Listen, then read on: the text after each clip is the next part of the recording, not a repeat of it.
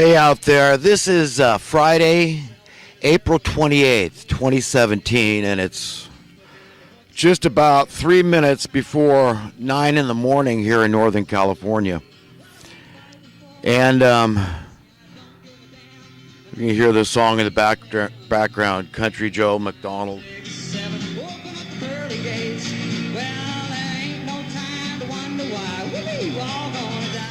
Singing the Vietnam song, anti-Vietnam song. Boy, that takes me back, to the 60s. And although I was a child during the 60s, I definitely remember the 60s. And it was when America was still great. And what I mean by great, in my estimation, is that everybody had a semblance of freedom. That any job at all, practically, if you could keep it, had a steady job, you could afford to be a homeowner. And the cost of living was dramatically lower.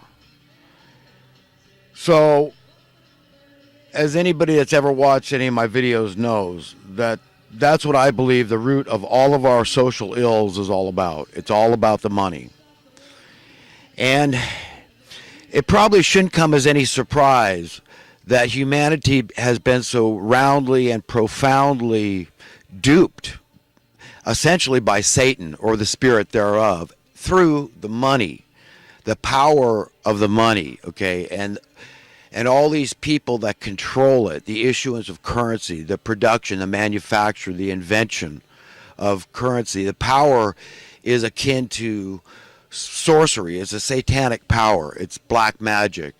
And fundamentally, people don't get this. And it's shocking to me. And I speak out about this regularly because to me, it is so glaringly obvious what's happening here in the world, in civilization, in society, not just in America, is Satan is making a last push. And it's a very frightening time because whenever the opponent is still so strong and it has legs and momentum and inertia and it has everything's been working in favor of the evil in this world, and it's tough to imagine the good guy actually overcoming the bad guy. And it's going to take a lot of tact, I can tell you that much, okay? Because people really have to understand the implications here. Now, I watch, as everybody that's ever watched me knows, the Alex Jones show. I watch InfoWars, and I listen to all their reporters. And Owen Schroyer was on fire talking about making peace and understanding each other. And this is really what I think more of the reporters at InfoWars need to start attempting to do, is to really try to help people understand. I mean, if you're for real and you say you're ready for the truth, the whole truth, and nothing but the truth, then it's imperative that you listen to people. And when people don't feel like they're being listened to, depending on their upbringing, their own character, their nature, their political bent, they will act violently. They don't know any way to just be diplomatic with somebody they think is evil, okay, because they think that you're kidding yourself. So you've got to make sure that they understand you're serious, that you yourself want the truth, the whole truth, and nothing but the truth. So help me God, no matter what that means. And if it means you've got to put down your own misgivings, your own deceptions about the way the world is supposed to work, socio-economically speaking, politically, and all this stuff.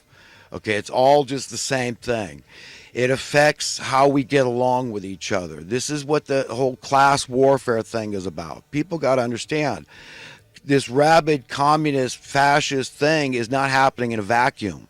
The fact that so many of these people have taken over government organizations, they believe that they are the good guys, okay? This is what so many professed conservatives don't understand. I mean, I'm glad that we've got these alternative conservatives that will, mock the hell out of these neocons, these new conservatives that are really just a bunch of rabid communist crony capitalists themselves. And to me, it's all part and parcel of the same thing: this crony capitalism and the rabid communism, fascism. I got to lump it all together. I'm a simple man, and I can't deal with it. I can't deal with spreading myself too thin. I've got to get everything bunched up and in a nice, tight little bow, okay? And the way I do that is by reading the Bible, okay, straight up. I mean, I go for the teachings of Jesus. What did he say about all this stuff? How did he say we're supposed to treat our enemy? Let's get real. Let's get honest. It's about honesty, not about intellectual arguments. Okay, we've got to love each other. And I tell you, if today was my last day on earth, I would like to say one thing to all humanity. And this is that God loves you. I have no doubt, I have no equivocation about that. And I love you as best as I can. And my love pales and is pitiable, okay, in contrast with his love. And that's the way it ought to be.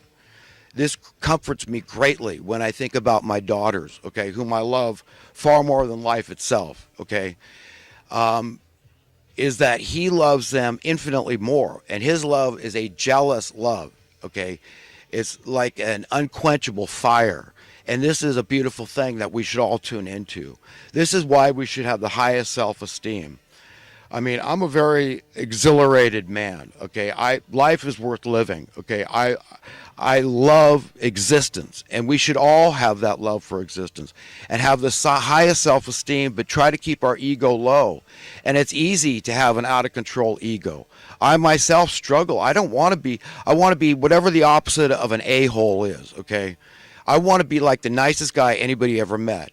And then when I see how far I am from that goal and how much work I have to do, it spurs me, it prods me along to say, you know what, you got a lot of work, and your master is Jesus Christ. And this is the one that you're going to be held accountable for, either following his rules and welcoming God's will on earth, or not doing that, ignoring them and saying, no, but God, I got to understand, I'm going to explain to you why I, had this belief system or that belief system and this attitude, or this spirit, whatever the case may be, about this thing, this opinion of this thing, and what I based my facts on. And decided what my character, my personality, my nature was going to be like. God's not going to buy a lot of psychobabble in any of our heads. Okay, he's going to go for the meat of the matter. He wants to know what our substance is. It's like the analogy of silver and him burning the dross out. Do we have any substance left? Or like, in these last days, what a lot of people believe, including myself, like Doug Hagman, a man I respect greatly, Gerald Fleury, Hal Lindsey. There's so many of these guys that have devoted their lives to the understanding of this kind of stuff. Really strong Christian people, scholarly often. And they say, look, it's all adding up. We're at the end time here. So what's going on here is things are accelerating, and it's becoming acutely more clear that we're living in a very special time. And we need to really wake up and to the circumstances and the gravity of the situation that we're in. I know I lost my train of thought there for a second. I'm hoping it'll all connect somehow. But, I don't feel like stopping the tape and going back and seeing what I was talking about. But basically, what I'm trying to say is that we need to have the right spirit, the right attitude about all this stuff, about the times we're in, and what is the Spirit of God telling us? How should we feel about our worst enemy? I mean, do we ask ourselves, for example, if your worst enemy was drowning and you had the opportunity to save them, would you? Okay, because that's the kind of stuff I believe God's going to ask us. He's going to say, what did you do to win friends for me, to pull people out of the fire of hell, that you saw their fruits were rotten and stunk to high heavens, but was it your job to condemn them, or what is written? Was it my job to condemn them? Let vengeance be mine, saith the Lord. Okay, so a lot of what I'm trying to get across is just being honest and loving each other and saying, look, you know what? I mean, maybe these people are being paid. A lot of these Antifa, okay, over at Berkeley, right down the road from where I am here in Chico. Okay, look, maybe they really believe their stuff, or maybe they're being paid. Either way, it's the power of Satan. I mean, we know this confusion and the ignorance, the stupidity is something these evil overlords want to impose on us. They want us dumb as hell. That's why we're more malleable. We're living in fear. Who doesn't feel fear? I feel fear. Oh my gosh! I mean, right now, my heart is beating. I'm excited. I'm exhilarated. Whatever you want to call it. But I depend on God. If I didn't have God as a crutch, I'd be depending on the world. And that's just slipping sand. I mean, the money and all this crap. I mean, it just sickens me that we've all fallen in this trap and this love of money, this need, because, the things you need that satisfy those needs, that, give you financial freedom and financial security, you're able to pay your bills. I mean, you think God doesn't understand that great, vast motivation? So we're motivated out of fear. We're fear-driven, in other words. And it's a satanic fear. It's not a pure, reverent fear like the fear of God.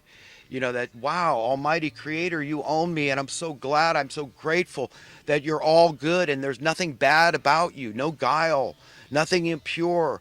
You have wisdom of the ages, that, and you want to give it freely. It's not hidden.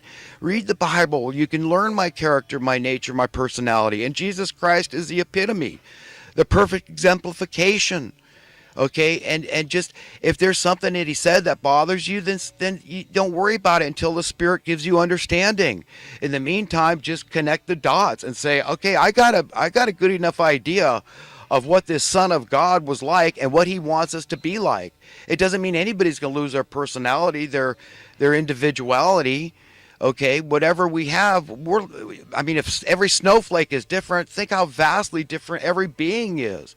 Made in the image and likeness of God, an equally beloved extension, expression of the Most High God Almighty, the Creator of the universe, who has given us the ability to imagine, and anything that we can contemplate, that we can dream of, we can make manifest. He gave us that vast, untappable power, because all we can do is explore it, and every time we do, we succeed, because it's God working through us. We can do anything, and we can overcome these money masters. It's overcoming Satan. So it's kind of like almost we got to love Satan to death.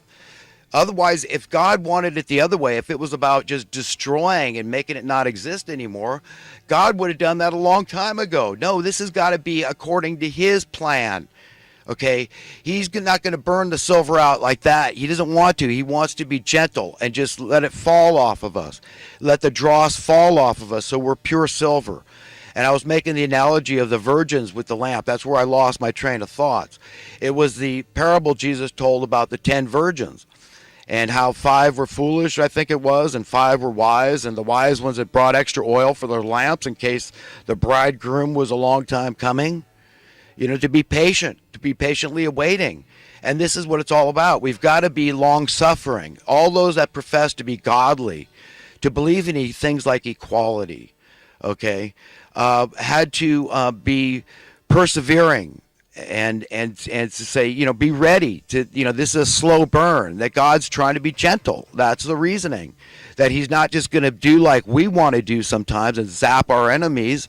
It doesn't work like that. No, God's more likely to love them to death. Just like a big fat puppy coming up to these Antifa people. Okay, that's what you've got to be like.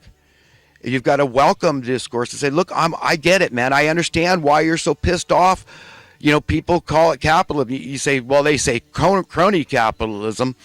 But I know what happened here. This wealth disparity keeps growing. Yeah, this is class warfare, man. Yeah, man, Hugo Chavez and who are these other famous communists? Fidel Castro or Che Guevara. Some of these guys, these heroes and icons of the communist world.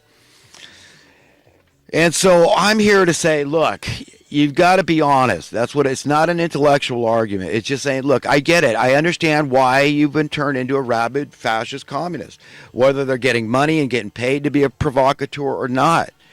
Okay, you've just got to be their friend, because if you're God's friend, that's your attitude, that's your spirit, that is your goal. That's what you're trying to achieve. You're trying to get through. You're trying to break the ice. And you're trying to say, look, we don't want a civil war. That's what these a-holes want at the top. The money printing class, get across to them like that. Talk about the money printing class, the infinite heirs, or like some will say, the trillionaires. That's right. Like Max Kaiser points out, trillionaires. That's right. You never hear about them in the media. This media, don't get me started on